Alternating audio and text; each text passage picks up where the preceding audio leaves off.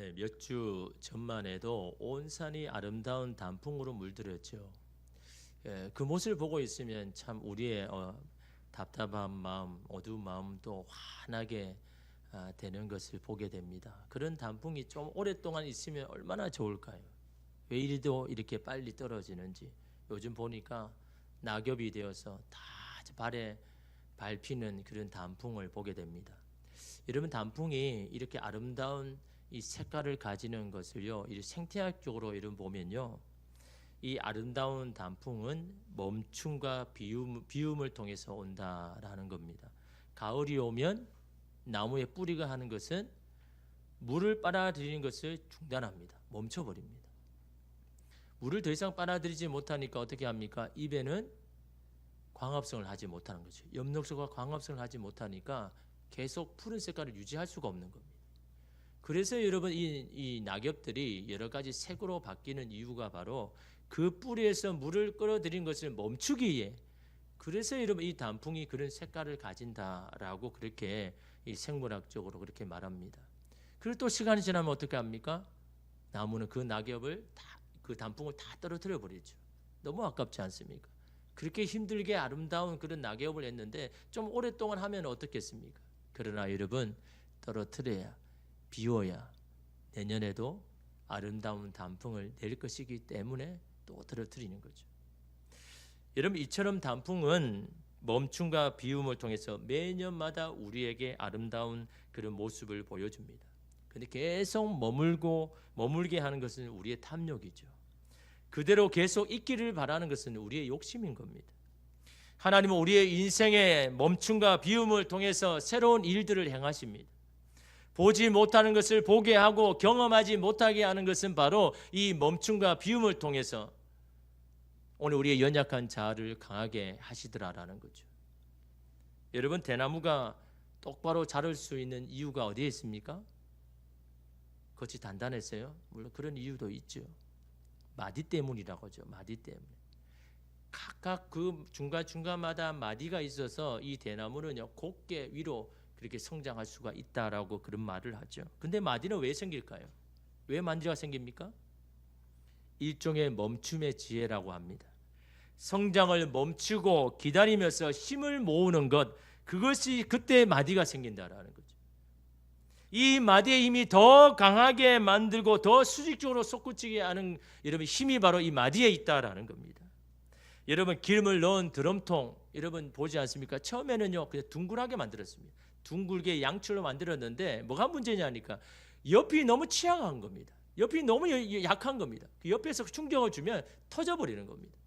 그래서 어떤 사람이 이 대나무의 마디를 보면서 아이디어를 얻어서 이 드럼통에 뭘 넣습니까? 주름을 몇 개 넣는 겁니다.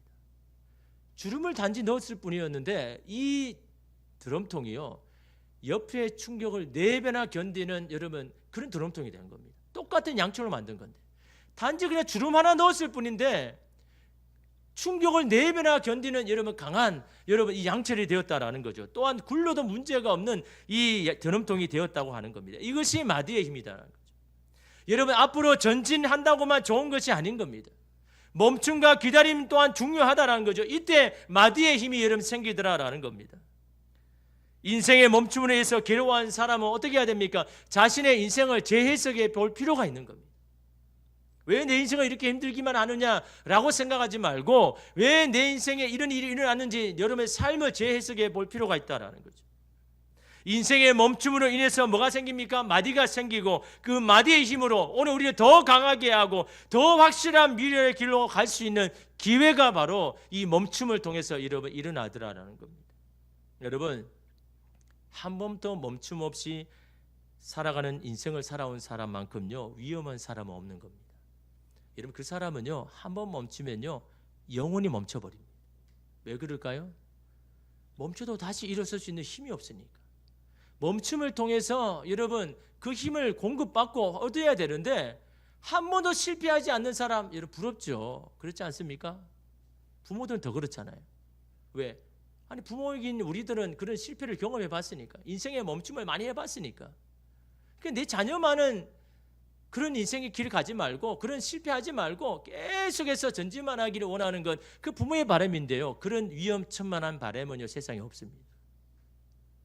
여러분 우리의 자녀도 그런 멈춤을 경험해 봐야죠. 멈춤에서 힘듦도 경험해 봐야죠.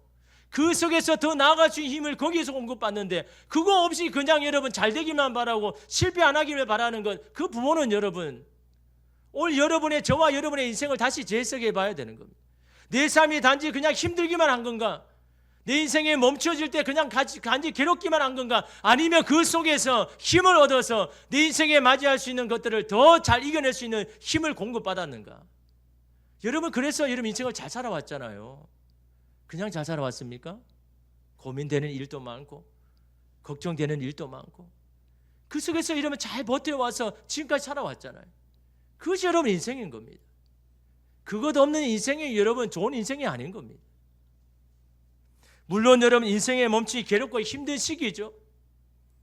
그러나 여러분 그럴 때마다 한 번씩 멈추어서 자신의 인생의 길을 방향을 수정하고 여러분 되돌려 봐야 되는 거죠. 그때 그 사람이 성장하고 성숙하죠. 계속 여러분 꽃길만 걸어간 사람 그 사람이 여러분 성숙할 수가 없는 겁니다. 그런 멈춤이 좋은 인생의 길이 될 기회가 되기 위해서는요 방향을 잘 잡아야 돼요. 그때 나는 어떤 방향을 잡아야 될까? 인생이 멈춰진 그때 어떤 방향을 잡고 나가야 되는가? 그게 이러면 중요한 겁니다. 살아가면서 인생의 전환점은 항상 찾아오죠. 그 전환점을 통해서 인간은 좀 더 나은 방향으로 나아갈 겁니다. 그리고 인생의 목표를 다시금 찾음으로 성장하고 성숙할 것입니다. 그런데 인생의 전환점은요 항상 그 전에 멈춤이 있다는 거죠. 멈춤을 통해서 인생의 전환점이 일어나더라라는 겁니다. 그것이 여러분 우리가 인생을 살면서 염두에 둬야 되는 겁니다. 강제적으로 어쩔 수 없이 인생에 멈춰야 됩니까? 그때는요 내 인생의 전환점이 일어나고 있다라고 생각하셔야 되는 겁니다. 지금까지 내가 경험하지 못하고 내가 만나지 못한 내 인생의 길을 하나님께서 여시고자 하는구나 라고 생각을 하셔야지 왜 이런 인생의 길을 내가 힘들만 하냐고 생각하지 말고 하나님께서 나를 위한 인생의 전환점을 지금 열고 계시는구나 라는 여러분 그런 기대를 가져야 그 인생의 전환점이 저와 여러분에게 유익이 되는 거죠. 오늘 말씀에 나오는 모르드게와 에스더도 인생의 전환점 앞에 섰습니다. 지금까지는 아무런 문제 없이 살았습니다. 이대로 쭉 살아도 별 문제가 없다고 생각되었습니다. 그러나 그런 이들에게도 인생을 멈춰야 하는 그 시점에 서 있더라라는 겁니다. 이 모르드게를 싫어하고 유다 민족을 눈에 가시처럼 여긴 하만이 아하스로 왕에게 자꾸 회의를 하죠. 저렇게 말을 안 듣고 고집이 있은 이 유다 민족, 이 나라에는 필요가 없습니다. 저들을 완전히 그냥 후환을 남기지 말고 진멸하십시오 라고 계속해서 권면하니까 이 아하스로 왕이요 그 이야기를 듣는 겁니다. 그리고 조서를 꾸미고 유다 민족을 어느 달에 다 진멸해라 라고 조서를 전국 방방곡곡에 보내죠. 이 사실을 안 모르게 어떤 마음일까요? 두려운 마음이죠. 나라도 살아야 되는 건 아닌가라고 생각했을 겁니다. 그러나 여러분 그 당시 그 천지의 아하스로 왕의 눈을 피해서 살 길은 없기 때문에 철저히 수자에서 유대인이 누구인지를 분명히 발언 본색에서 밝힐 것이니까 피할 수가 없는 거예요. 강체적으로 멈췄습니다. 이에 모르드게 한 것이 무엇일까요? 여러분 1절에 보니까요. 모르드게가 이 모든 일을 알고 이 모든 일을 왜 그냥 아하스로 왕이 우리를 죽이려고 하는 일을 알고라고 말하면 되지만 왜 이 모든 일이라고 이야기합니까? 그 사건만 이야기하는 게 아닙니다. 이 사건 속에 있는 하나님의 그 모든 일을 이 모르드게가 그 몸침을 통해서 깨달았다라는 겁니다. 이 모든 일을 알고 자기의 옷을 찢고 굵은 베옷을 입고 죄를 뒤집어 쓰고 성중에 나가서 대성통곡합니다. 다시 말하면 이것이 이 깨달은 것 가운데 내가 선택할 수 있는 길이다라는 겁니다. 그는 장례식일 때나 입을 옷을 입고 대성통곡합니다. 누가 죽은 것처럼. 그리고 죄를 뒤집어 쓴다라는 그 당시의 표현은요, 그것은 바로 이 모든 것의 원인은 나에게 있습니다. 내가 죄인입니다. 나의 허물이고 나의 잘못입니다라는 걸 인정할 때 죄를 뒤집어 쓰죠. 이 모르드게가요.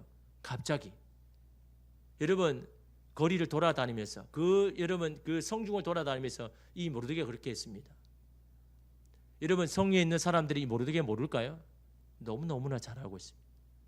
왕후의 가장 절친한 친척인데 왕의 신하였는데 모르드게는 모를까요?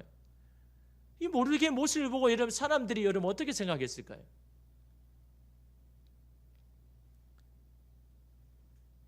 그런 자가 갑자기 자신이 유대인임을 밝히는 겁니다. 이것이 나의 문제입니다 라고 말하고 있습니다. 그는 지금까지 자신의 유대 민족이라는 걸 드러내놓지 않고 살았습니다. 자기의 여러분 조카인 에스더에게 왕후의 시험을 여러분 칠 때 뭐라고 이야기했습니까? 야, 너는 너의 종족 민족을 밝히지 마라. 왜 그런 말을 했을까요? 그게 떳떳하면 여러분 당연히 밝혀야죠. 나는 무슨 집안의 어떤 민족입니다 라고 그렇게 밝혀야 되지 않습니까? 그런데 모르드게는요, 밝히지 말라는 거죠. 네가 누구인지 어느 민족인지 말하지 마라. 왜요? 혹시나 하는 마음에서 이것으로 불이익을 받을까 싶어서 괜히 말해서 좋을 건 없지 않느냐는 생각인 겁니다. 하나님에 대한 신앙은 있지만 그렇게 신실하고 독실한 신앙은 아니다라는 겁니다. 그런 모르드게가 지금 모든 사람에게 자신이 누구인지를, 유대인지를 밝히고 있다라는 거죠. 그렇다면 이 모르드게에게 여러분 인생의 전환점이 지금 시작되고 있다라는 겁니다. 지금까지 삶을 거부하고 전혀 다른 삶을 살아갈 수밖에 없는 인생의 전환점이 지금 모르드게에게 있다라는 것을 우리가 봐야죠. 여러분, 모르드게는요, 하나님의 백성이면서도 하나님의 눈치 안 보고 살았습니다. 적당하게 사람의 비위에 맞추고 내가 얻을 것을 얻는 그런 삶을 살았습니다. 그러나 인생의 멈춤 앞에 더 이상 그렇게 살지 않겠다고 결단하는 거예요. 이게 쉬운 건 아니잖아요. 지금까지 내가 그렇게 살아왔는데 나는 이제 그렇게 살지 않겠다는 거예요. 모르드게의 신경이 달라진 이유가 뭘까요? 무엇이 모르드게로 하여금 자신이 걸어왔던 삶을 이제 다 거부하고 새로운 여러분 인생의 길을 살아가게 할까요? 마크 브로캅이 쓴 기다림은 낭비가 아니다라는 책에서 이런 말을 했습니다. 우리의 관점을 하나님은 왜 이런 일을 허락하시는가에서 하나님은 어떤 분이신가로 바꾸면 인생의 공백들을 영적 목적으로 채울 수 있다. 그렇게 말합니다. 좀 어려운 말이긴 하죠. 인생의 공백이 생길 수밖에 없을 때가 언제입니까? 인생이 멈출 때잖아요. 불확실한 여러분 현실 속에 있을 때 그게 인생의 공백이잖아요. 그럴 때 뭘 해야 된다고요? 대부분 믿음의 사람들은 그래도 뭘 합니까? 하나님, 왜 이런 일을 허락하셨습니까? 왜 이런 일을 내게 허락하셨습니까? 라고 이렇게 하나님 앞에 질문하죠. 그래도 하나님에 대한 믿음이 있으니까 그렇게 질문하죠. 근데 이 질문 안에는 뭐가 있습니까? 속상함이 있는 겁니다. 왜 하나님 이런 일을 해서 나를 힘들게 합니까? 내가 원하지도 않는데 왜 이 일을 내게 허락하셨습니까? 하나님에 대한 속상, 원망함이 여전히 이 질문 안에 있죠. 그것으로는요, 우리 인생을 멈추게 하신 하나님의 목적을 이룰 수 없다는 거예요. 인생의 공복에서 영적인 목적, 하나님의 목적을 채울 수 있는 것은 다른 게 아닌 겁니다. 뭘 하라고 말합니까? 하나님은 어떤 분이신지 그걸 고민하고 생각하라는 거죠. 하나님 왜 이런 일을 허락하셨습니까? 라는 그 질문에서 더 나아가서 하나님은 도대체 어떤 분입니까를 고민해보라라는 겁니다. 내 인생에서 하나님은 어떤 분입니까? 하나님은 신실하신 분입니다. 전능하신 분입니다. 못하실 것이 없는 분입니다. 내 인생에 실수하지 않는 분입니다. 이런 여러분을 향한 하나님이 어떤 분인지를 고민하는 것이 하나님의 목적을 이루는 그런 길이 될 수 있다고 말하고 있지 않습니까? 만약 모르드게에게 이런 멈춤의 시간이 없었다면 하나님의 목적과는 상관없이 살았을 겁니다. 껍데기의 신앙을 가지고 부끄럽게 하나님 앞에 섰을 겁니다. 모르드게는 지금까지 잊고 있었던 하나님이 누구인지를 깨달았습니다. 부모님을 통해서 전해 들은 하나님이 누구이신지를, 어떤 분이신지를 다시금 알게 되었다라는 겁니다. 이 멈춤을 통해서요. 그리고 이제 어떻게 살아야 하는지 길을 찾고 방향을 잡았습니다. 여러분, 인생의 안개와 같을 때 길을 찾는 방법, 하나님이 누구이신지를 생각하면 되는 겁니다. 여러분의 가정에, 여러분의 삶에 하나님이 어떻게 역사하셨는지를 묵상하면요, 다시 길을 찾을 수가 있는 겁니다.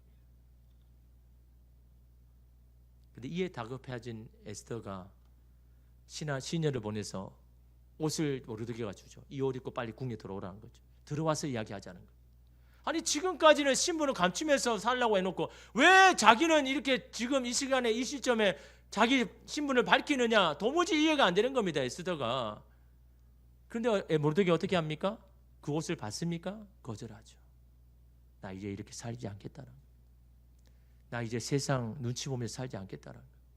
세상의 것, 그게 의지하면 나는 이제 살지 않겠다는 거예요. 그 옷을 거절하죠. 여러분, 인생에 큰 결단이 없으면 일이 못하죠. 그렇지 않습니까? 에스더가 지금 구원의 손길을 내밀잖아요. 당신만은 살아야 되지 않느냐? 그래도 나는 당신을 살릴 수 있는 그런 힘이 있지 않느냐? 그러니 이렇게 하지 말고 궁에 들어와서 나와 이 살 길을 모색해 보자 라고 에스더가 그럼 지금 살 길을 손길을 여는데 이거 거부하는 거 여러분 쉽습니까? 할 수 있는 이유가 뭡니까? 내 인생은 이제 그런 인생 안 살겠다라는 거예요. 이런 결단과 전환점 앞에 있기 때문에 그걸 거부하고 있는 겁니다. 그러니까 여러분 에스더가 다시 신하를 보내죠. 도대체 무슨 일 때문에 이러느냐? 자초지종을 좀 알아야 되겠다. 그러니까 모르드게가 이 신하에게 다 이야기를 하죠. 아하스웨로 왕이 이런 조서를 꾸며서 지금 유다 민족을 다 지멸하고 있다. 그러니 너는 너의 민족을 위해서 이 민족을 구해라. 그 일을 하라라고 이야기하는 거예요. 이에 대한 에스의 답이 뭡니까? 거절이죠. 못하겠다는 거예요. 아니 왕이 지금 한 달 동안 나를 안 불렀는데 내게 마음이 떠났는데 그랬다가 이 왕에게 앞에 나가가지고 지난번 폐위됐던 그 와시처럼 나도 폐위되면 어떡하느냐? 아니 나라도 살아 우리라도 살아야 되지 않느냐라고 거절을 하죠. 여러분 창세기 18장에 보면요, 아들이 없는 아브람과 사라에게 하나님이 아들을 주시겠다고 합니다. 이 이야기를 들은 사라가 어떤 마음을 가집니까? 아니 나는 지금 나이가 많아가지고 생물학적 나이로 이제 아이를 못 갖는데 아니 그런데 하나님 아들을 주신다고요? 속으로 웃었습니다. 여러분 오늘 우리도 그럴 수 있잖아요. 하나님 내 상황은 이게 안 되는데 그렇게 하신다고요? 하나님 이거는 불가능한 겁니다. 그렇게 이런 말할 수가 있죠. 이때 하나님께서 이렇게 말씀합니다. 창세기 18장 13절 14절에서 여호와께서 아브라함에게 이르시되 사라가 왜 웃으며 이르기를 내가 늙을거늘 어떻게 아들을 낳으리요 하느냐? 여호와께 능하지 못한 일이 있겠느냐? 기한이 이를 때에 내가 내게로 돌아오리니 사라에게 아들이 있으리라. 자신의 몸이 나이가 많아서 이제는 불가능합니다라는 그런 사람에게 여러분 하나님 뭐라고 이야기합니까? 그것이 너의 질문이 되어서는 안 되고 여호와께서 능하지 못한 일이 있느냐? 이것이 너의 질문이 되어야지. 거기서부터 시작을 해야지라고 여러분 지금 여러분 사라에게 말하고 있는 겁니다. 내게 희망이 없고 소망이 없을 때 우리가 던져야 할 질문이 바로 이것이라는 겁니다. 하나님이 하시 못하는 일이 있었던가? 문제가 너무 커서 하나님이 포기하신 적이 너의 인생 가운데 있었는가? 하나님이 두 손을 들고 항복하신 그런 일이 너의 지금까지 인생 가운데 그렇게 하나님이 하신 적이 있는가? 나는 그 문제를 해결할 수 없다라고 고개를 저으신 하나님을 너 경험한 적이 있느냐? 그 하나님 없다라는 거예요. 그 하나님에 대해서 생각해 보라는 거예요. 거기에 대한 답을 찾아보라는 거예요. 여기서부터 시작을 해야 된다는 거예요. 너 자신에서부터 시작하지 말고 생물학적으로 나이를 가지 못한 불가능한 너 자신부터 시작하지 말고 하나님으로부터 다시 시작해 보라는 겁니다. 과연 내가 이런 상황에서 할 수 있을까? 과연 내 자녀가 이것을 잘 통과할 수 있을까? 이 일이 아무 문제 없이 과연 잘 해결할 수 있을까라는 나의 고민에서 하나님에게 이 문제가 어떠한지를 생각해 보라는 겁니다. 나는 비록 아이를 가질 수 없는 나이와 몸이 있지만 내게 말씀하시는 하나님은 능히 하지 못할 것이 없는 분이야. 지금 나의 형편과 상황에서는 불가능하지만 내 인생을 이끄시는 하나님은 불가능을 가능하게 만드시는 분이야 라는 이 고백에서 이런 시작을 해야 된다라는 겁니다. 산이 얼마나 높은지를 생각하지 말고 그 산을 만드신 분의 권능을 생각하라라는 겁니다. 하나님께 당신이 만난 폭풍이 얼마나 큰지 말씀드리지 말고 그 폭풍에게 하나님이 얼마나 크신지를 선포하라라는 겁니다. 오늘 여러분의 인생의 문제가 아무리 커도 그 문제가 이렇게 큽니다라고 하나님 앞에 말하지 말고 그 문제 앞에서 하나님이 어떤 분이신지를 믿음으로 선포하라라는 거죠. 그것이 네가 해야 할 일이다라고 말씀합니다. 오늘 우리의 문제가 무엇입니까? 우리가 직면한 문제가 너무 큰 것이 아니라 하나님을 바라보는 우리의 시야가 너무 작다라는 겁니다. 내 멈춤은요, 그런 시야를 넓게 합니다. 지금까지 내가 알아왔던 하나님이 아닌, 내가 지금까지 경험하지 못하는 그 하나님이 나의 이 멈춤을 통해서 오늘 우리를 알게 하시고 보여주게 하시는 것이 여러분 하나님의 계획 뜻 아닙니까? 모르드게는 이 멈춤을 통해서 다시금 하나님에 대한 이해가 깊어지고 넓어졌습니다. 이제는 더 이상 소심하고 눈치만 보는 모르드게가 아닙니다. 이제는 전과 같이 살지 않을 것입니다. 그 이유가 무엇입니까? 멈춤을 통해서 자신이 틀렸음을 인정하고 하나님이 항상 옳음을 여러분 깨달았기 때문인 겁니다. 세상과 적당히 타협하여 자신의 것을 지키겠다는 것이 얼마나 부질없는 생각임을 멈춤을 통해서 깨달은 겁니다. 다른 사람이 어떠하든 나만 괜찮으면 된다는 생각이 손으로 하늘을 가리는 정말로 무지한 생각이라는 것을 알게 되었기 때문인 겁니다. 그런 모르드게가 에스더에게 충고를 하죠. 여러분 13절 말씀 보면요, 모르드게가 그를 시켜 에스더에게 회답하되 너는 왕궁에 있으니 모든 유다인 중에 홀로 목숨을 건지리라 생각하지 말라. 다시 말하면요, 누구도 예외가 없다라는 거예요. 지금 총알 그 한 발을 피했다라고 안심하지 말라는 거죠. 앞으로 계속해서 날아오는 그 총알이 있다라는 겁니다. 너는 왕궁에 있으니 괜찮아. 나는 건강하니 괜찮아. 나는 어느 정도 자산이 있으니 괜찮아. 특별한 문제가 없으니 나는 괜찮아라고 생각하지 말라라는 겁니다. 왕궁이, 건강이, 재물이 나를 지켜주는 것이 아니라는 겁니다. 거기에 안정감을 두지 말라라는 겁니다. 그러면서 에스더의 심장에 칼을 꼽죠. 14절입니다. 이때에 내가 만일 잠잠하여 말이 없으면 유다인은 다른 데로 말미암아 노임과 구원을 얻으려니와 너와 내 아버지 집은 멸망하리라. 내가 왕후의 자리를 얻은 것이 이때를 위함이 아닌지 누가 알겠느냐 하니 라고 말하죠. 너가 거절한다고 하나님의 뜻이 실패하겠느냐? 너가 거절하면 다른 사람을 통해서라도 하나님의 구원을 이루실 것이다. 이것이 모르드게의 믿음입니다. 그렇지만 거기에 대한 비싼 대가는 네가 치료해야 된다는 너무나 충격적인 말씀을 하죠. 네가 지금 이것에 대해서 네가 하나님 앞에 순종하기를 원하지 않는다면 너는 그 비싼 대가를 치료해야 될 거다라고 말씀하죠. 그걸 뭐라고 이야기합니까? 너와 내 아버지 집은 망하리라 말하죠. 그 말은 무슨 말입니까? 이제 너와 너희 집에 대한 나의 손을 거둘 것이다 라고 말씀합니다. 내가 너희를 더 이상 돌보지 않을 것이라는 말씀입니다. 너와 나와 다른 길을 걸어간다면 더 이상 같이 함께 할 수 없다라는 이런 충격적인 말씀을 하잖아요. 아니 에스는 그냥 자기 혼자 살려고 하는 건데, 나라도 살려고 하는데, 이 일을 위해서 너의 가지고 있는 것들을 사용하라고 말씀하는데, 하나님 그럴 수 없습니다. 나는 살아야죠. 그런 여러분 에스더에게 너와 내 집에 하나님의 손이 이젠 더 이상 함께 할 수 없을 거라는 여러분 그 말을 하죠. 지금 우리가 이렇게 사는 것은 하나님의 도움이었다라는 것을 말하고 있는 겁니다. 너가 이렇게 사는 것 하나님이 지켜주셨기에 너가 이렇게 사는 거야.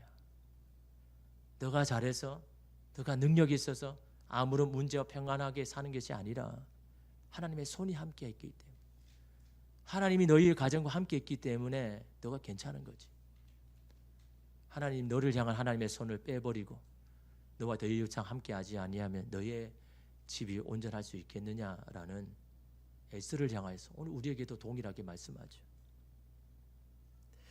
고린도후서 1장 9절 말씀에 우리는 우리 자신이 사형 선고를 받은 줄 알았으니 이는 우리로 자기를 의지하지 말고 오직 죽은 자를 다시 살리시는 하나님만 의지하게 하심이라 라고 말하죠.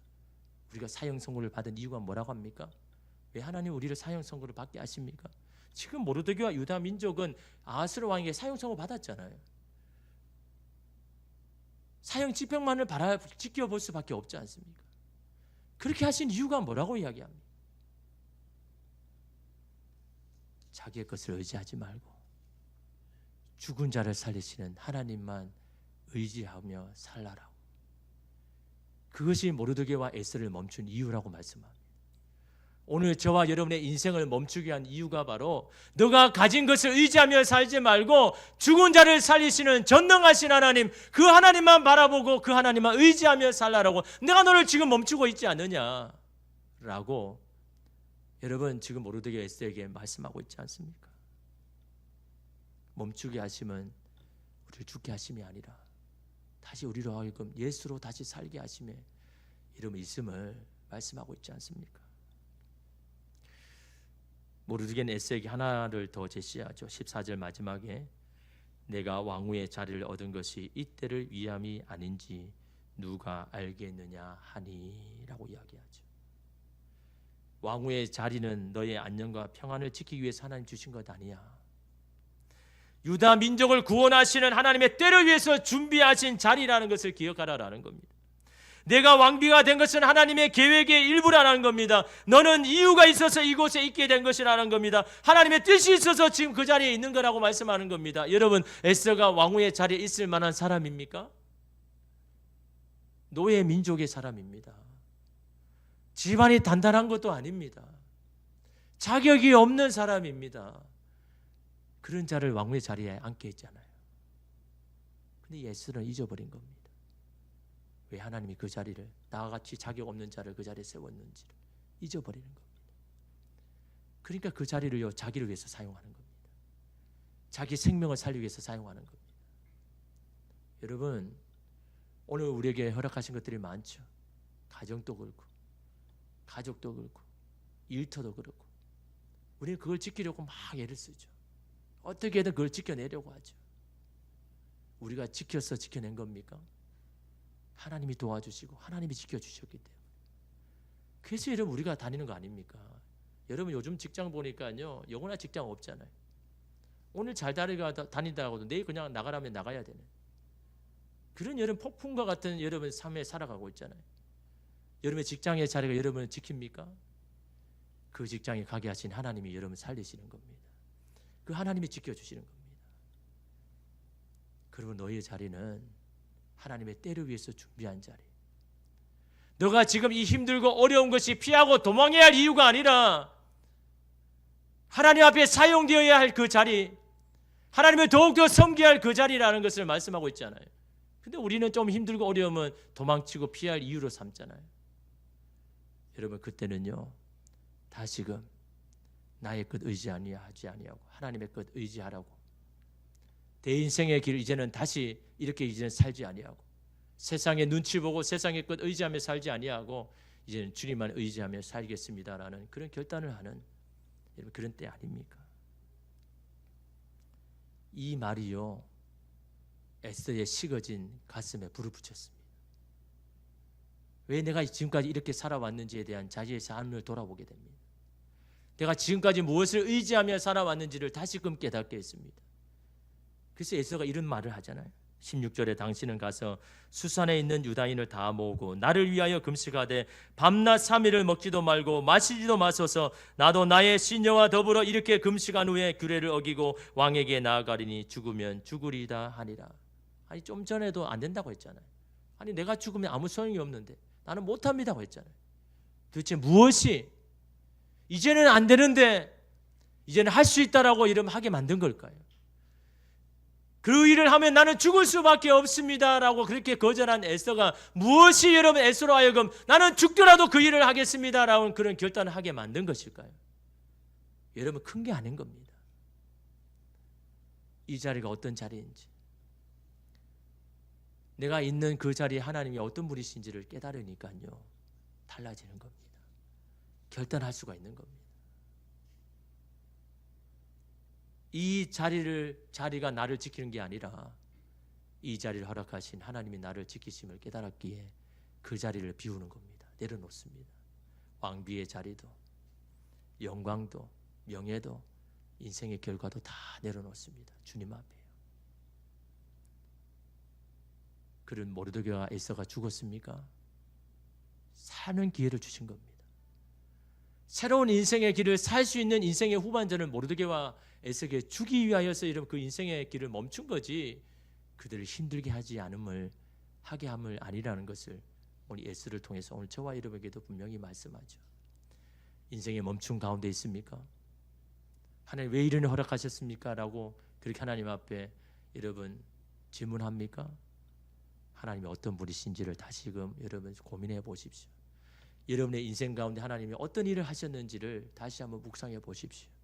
그 하나님은 여전하시고 신실하시고 오늘 우리의 삶 가운데 동일하게 일하여 주실 줄 믿습니다. 여러분의 인생의 전환점, 다시금 주님 안에서 새롭게 일어서는 저와 여러분 되시기를 주님의 이름으로 축복합니다. 기도하겠습니다.